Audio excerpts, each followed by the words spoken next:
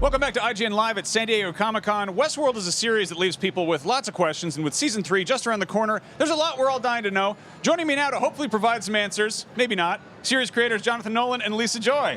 Thank you for joining me. Thank you for having us. So we just got a brand new trailer, which completely makes, let's see, all of those questions irrelevant. You completely blew the doors off of this. I know one of the big questions after the sort of first trailer for Westworld Season 3 was, are we going to see the park? And then lo and behold, there is Warworld. What can you tell me about Warworld? Is that what that was? Is that what we're calling it? Oh, are you? I can never. I have to gauge my level of crypticness by yours. So you start. Is crypticness a noun? Crypticity. That is indeed Warworld. Very good guess. It is Warworld. We toyed with the idea of setting in the Spanish Civil War, and that was kind of dark and rich and complicated. And then we're like, oh, fuck it, let's put Nazis in there. Everyone likes to see Nazis get their butts kicked. Yeah. Now, how would you say Warworld differs from Westworld, The Raj, and Shogun World? That's a very good question. The game mechanic is very similar. It's got a different thematic quality to it. It's kind of a, how would you describe it? We sort of pitched it somewhere in between. It's not Saving Private Ryan. It's somewhere in between, yeah. Casablanca. Little Casablanca, little English Patient. Sort of maybe a slightly more romantic take on things. Interesting. And also Nazis getting their butts Plus kicked. Right. Nazis, yeah. Everyone wants to kill Nazis, so that makes sense. Now, one thing I'm really curious about, you jump around a bit with time. It gets confusing there, but can you tell me when Season 3 is taking place in relation to, I guess, the last part of Season 2, if that makes any sense? Not the last part. The sort of middle. Damn it. Well, you know, I think from the first season, we've been watching the world as it reveals itself in the gaze of the hosts. You know, so we followed Dolores from discovering that her world is a trap to wanting to escape it. And now I think we're going to see this story continue to play out.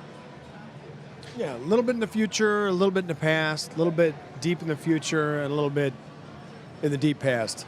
So pretty much covering all of it. And then some of it's in the present. One thing I love is how in Season 1 we were all trying to tell when and where this was taking place, because everything is sort of, it's in the park, and then gradually we sort of see the access tunnels, and we kind of sort of creep further out, and then suddenly we're out in the real world. Based on what we've seen in the trailers, how much of that world have we seen? It seems like it's definitely a bit dystopian, but it also seems kind of squeaky clean. Yeah, exactly. We were looking for, one of my favorite movies growing up was Blade Runner. And Blade Runner is a dystopia that looks like a dystopia. That's kind of not what the future has turned out to look like, right? It turns out that you can have something that doesn't look very much like a dystopia, but when you lift up the rock, you realize is pretty rotten underneath. So we wanted to have a different take and a different visual take on it. And another thing that was kind of driving the look of the season was, we have an incredibly talented VisFX team. The visual effects on the show are fantastic, but there's no replacement for reality. So we wanted to pull this together. William Gibson had a phenomenal quote about the future. We said, the future is already here, it's just unequally distributed. You just said the magic words. You just brought up William Gibson. There you go. I was going to ask you guys about The Peripheral, which is another project you're working on based on Gibson's sort of most recent novel.